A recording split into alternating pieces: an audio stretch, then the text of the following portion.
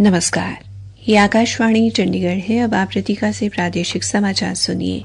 भारतीय मानक bureau BIS ने लखनऊ, गुरुग्राम और दिल्ली जैसे कई शहरों में अमेजन और फ्लिपकार्ट समेत कई प्रमुख ई-कॉमर्स प्लेटफॉर्म के अनेक गोदामों पर तलाशी और जब्ती अभियान चलाया है। इस अभियान का उद्देश्य सुरक्षित और अप्रमाणित उत्पादों के वितरण पर रोक लगाना है।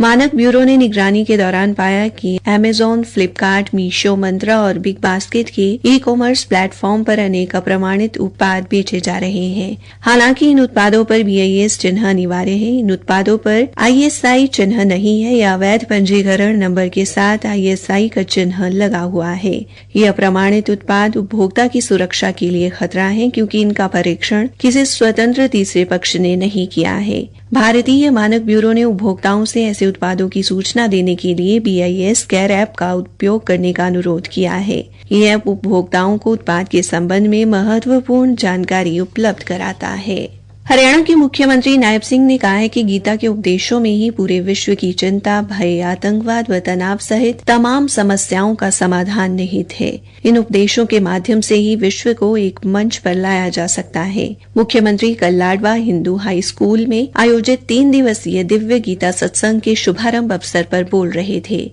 उन्होंने कहा कि विश्व की तमाम चुनौतियों का सामना करने के लिए इस दिव्य ग्रंथ से ज्ञान और कर्म करने का संदेश मिलता है। इससे पहले मुख्यमंत्री ने पवित्र ग्रंथ गीता का पूजन कर आरती की और गीता मनीषी स्वामी ज्ञानानंद महाराज को सम्मानित किया। मुख्यमंत्री ने दिव्य गीता सत्संग के लिए 21 लाख रुपए की अनुदान राशि देने की घोषणा की। कार्यक्रम के उपरांत पत्रकारों के सवालों का जवाब देते हुए हिसार हवाई अड्डे को शुरू करने के लिए भारतीय विमानपत्तन प्राधिकरण से अनुमति मिलने पर उन्होंने कहा, मैं इसके लिए देश के यशस्वी प्रधानमंत्री नरेंद्र मोदी जी को धन्यवाद करता हूं, क्योंकि हमारे यहाँ हरियाणा में कुछ विपक्ष के लोग ये बोलते थे कि ये सारा कुछ नहीं है। हिसार महाराजा अग्रसेन एयरपोर्ट, उस एयरपोर्ट के लाभ पंजाब के एक बहुत बड़े भाग को, राजस्थान के एक बहुत बड़े भाग को और हरियाणा के लोगों को बड़ा लाभ मिलेगा। एक अन्य सवाल के जवाब में मुख्यमंत्री ने कहा कि बजट सोमवार को प्रस्तुत किया जाएगा। यह गरीब, किसानों और महिलाओं, युवाओं सहित हर वर्ग के कल्याण का बजट होगा। हरियाणा के मुख्यमंत्री नायब सिंह ने आगामी मानसून के मौसम में राज्य में जलभराव रोकने के लिए सभी उपायुक्तों को अपने क्षेत्रों में नालों की सफाई और नहरों से गाड़ निकलवाना सुनिश्चित करने के निर्देश दिए हैं। मुख्यमंत्री कल चंडीगढ़ में हरियाणा राज्य सूखा राहत एवं बाढ़ नियंत्रण बोर्ड की बैठक की अध्यक्षता कर रहे थे। बैठक में सिंचाई एवं जल संसाधन मंत्री श्रीमती श्रुति चौधरी भी उपस्थित रही। उन्होंने उपायुक्तों से बाढ़ नियंत्रण के लिए चल रही परियोजनाओं की निरंतर समीक्षा करने और समयबद्ध तरीके से इन परियोजनाओं को पूरा करवाने को कहा। मुख्यमंत्री ने कहा कि परियोजना में कोई कमी पाए जाने या किसी प्रकार की देरी होने पर संबंधित अधिकारियों के खिलाफ कार्रवाई की जाए। मुख्यमंत्री ने अल्पावधि योजनाओं के साथ साथ पंपों की खरीद तुरंत शुरू करने के निर्देश भी दिए। बोर्ड की बैठक में राज्य में बाढ़ नियंत्रण के लिए 657 करोड़ 99 लाख रुपए की 352 परियोजनाओं को मंजूरी दी गई। हरियाणा के कृषि एवं किसान कल्याण मंत्री श्याम सिंह राणा ने किसानों को कृषि में नवीनतम तकनीकों को अपनाने का आह्वान किया है।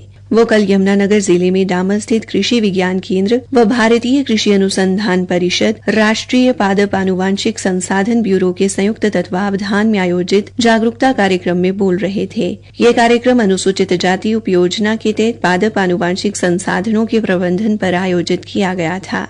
उन्होंने सरकार द्वारा चलाई जा रही राष्ट्रीय कृषि विकास योजना, राष्ट्रीय सतत कृषि मिशन और प्रधानमंत्री कृषि सिंचाई योजना की जानकारी भी साझा की। कृषि मंत्री ने कहा कि इन योजनाओं का उद्देश्य किसानों को नवीनतम तकनीकों की जानकारी प्रदान करना है, जिससे वे अपनी खेती में सुधार कर सकें।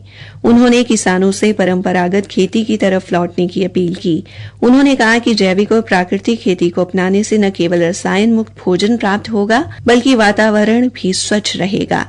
उन्होंने कहा कि इससे भूमि की उर्वरा शक्ति को बनाए रखने के लिए भूमि में मौजूद मित्र जीवों को भी बचाया जा सकेगा।